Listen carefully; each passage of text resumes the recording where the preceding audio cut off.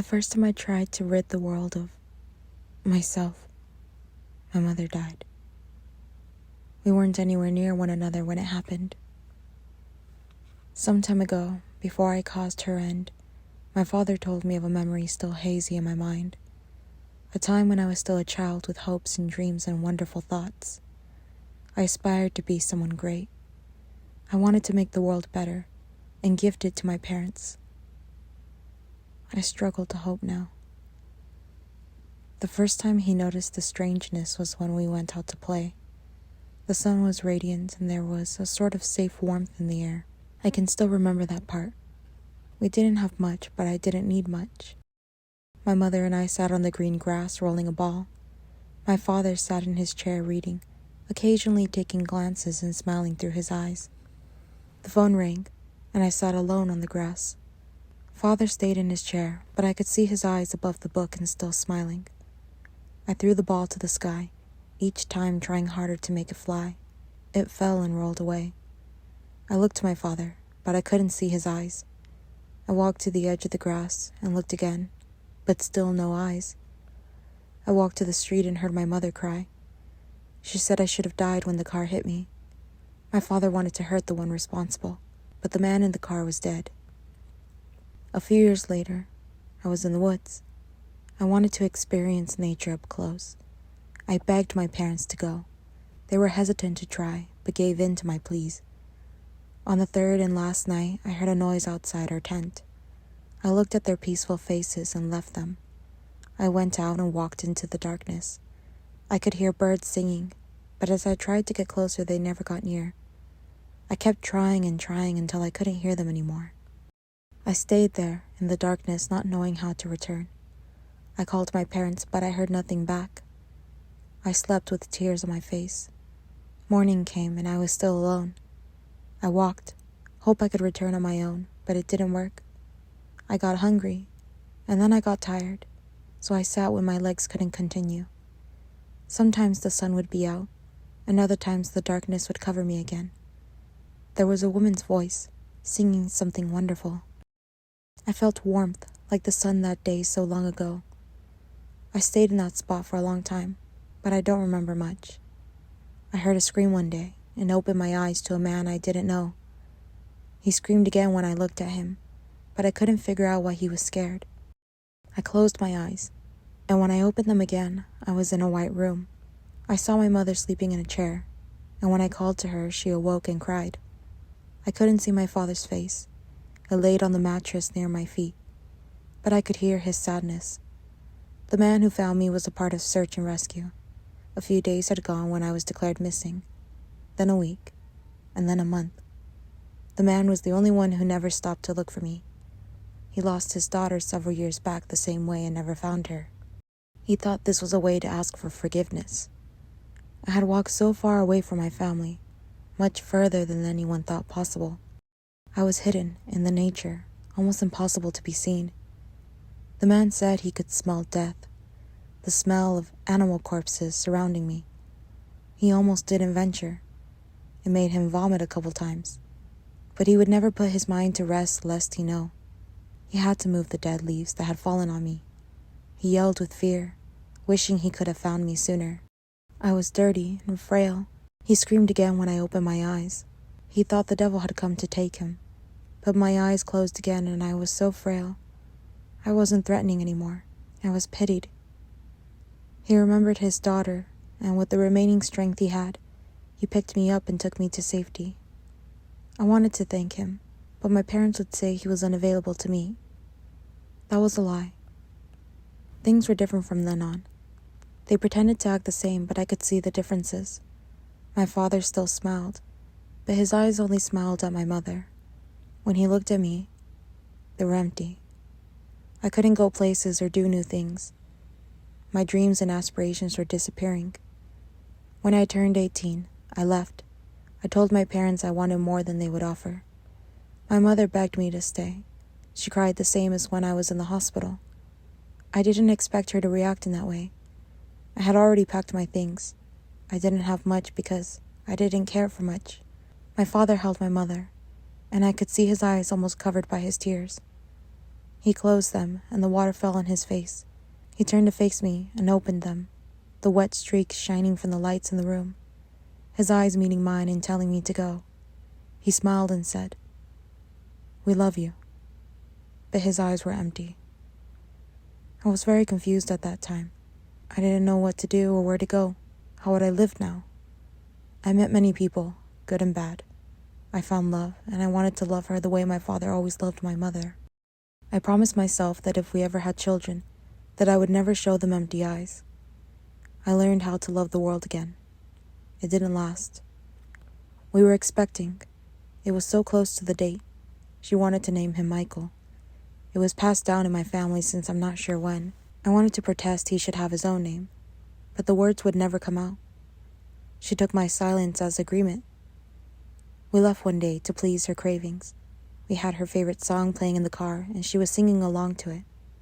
I looked at her, and then darkness. I opened my eyes and her arms were raised. Her hair was touching the roof of the car. I started feeling the weight of my body getting heavier, and my head felt more pressure. I heard people talking to me, but I couldn't understand them. I struggled getting my words out. I kept repeating my wife's name and the word baby. Someone got my wife out, and another got me. I was still trying to stand up by myself. I could see her lying there in lights. I got up with someone's help and made my way to her. I kept looking at her closed eyes and telling her to wake up. Just wake up, please. Please wake up. I passed out from the blood loss. I woke up as a widower with a newborn son. I don't know the person who ruined my life because they died too. I didn't care to know about them. I tried to raise Michael with the promise I made, but as some time went, I would feel different. I looked at my reflection to assure myself it was okay, until the day I saw the same empty eyes. I called my old house. My father answered and asked why. I asked if he loved me still, and he stayed quiet. The silence was painful. I was about to speak when he said yes. Not like before, but it was still there. He asked what has my life brought me, and I told him how I felt, what I'd been through, how I tried so hard to not be like him. For the first time in a long time, he talked about his life with his father. It felt like he was retelling my story. My father left home at a young age too. He met my mother and loved her, despite knowing she couldn't have children. It was almost a relief. When they found out she was pregnant with me, my mother called it a miracle. He thought otherwise. They raised me with so much love, but as time went, he noticed my many more miracles and couldn't ignore them anymore. If death met the men in my family, another's life would take its place. We couldn't change our name to any other. It was an impulse we couldn't deviate. When our time came to die, it would be in the late ages of our life and cause a great tragedy somewhere in the world. There had never been another outcome. I asked him many questions until I knew nothing else to ask. He told me not to call again and hung up. I looked at my son and then my reflection. I thought I was better than my father for trying, but I wasn't. I was worse. He had still smiled at me in some way, but I couldn't bring myself to do the same. I laid there with Michael and cried in silence. He slept soundly. When morning came, I dropped him off at a friend's and never went back. I can't lie to him. I will let him live with people who will care for him. It's the only way I can protect him. I'd been living alone in a large city. The larger the city, the easier it is to be forgotten in a crowd. Everyone minds their own business and ignores the other. At least that's how it feels. Which brings me to a week ago. I was standing in line at the bank. It was so unreal when the screams came out and the men pointed their guns toward us. They were yelling at everyone to get down. I didn't. I stared at them. One of them yelled at me, walking closer. I didn't care. I asked him, "Can I finally go?" He was confused and yelled at me again. I could feel the metal of the gun hitting my head and throwing me off balance. Blood trickled down the side of my face. I looked at him again and he placed it to my forehead. He kept yelling and I got impatient. I grabbed the barrel and he tried to pull it away, but I held on. "Don't miss." I could feel his arm shaking. "I need you to not miss. I'm tired. And I don't want to be anymore. I can't do it myself. Please, I'm begging you. I heard the voices of policemen and said it again. Please. He couldn't do it, and the faces of those around me were in disbelief. The next day they called me a hero in the news. There was no mention of what I asked the gunman to do. Maybe the shock made them forget. Now I wasn't just a face in the crowd. I couldn't cry. The tears were long since lost. I took a pill to sleep and then another, and another. The full bottle was eventually empty. I lay down and thought of the warm sun from my childhood, the beautiful voice in the woods, my mother's embrace and my father's smiling eyes, the love of my life, and my son. I went to sleep. When I woke up, I hoped it was some sort of heaven, though I know I don't deserve it. I wasn't. I wondered if someone near me died because of my choice, but I didn't hear about anything. I felt terrible as the days grew. Not physically, just anxious about something. This morning I thought about my parents and it wouldn't go away. I couldn't do much work because of it.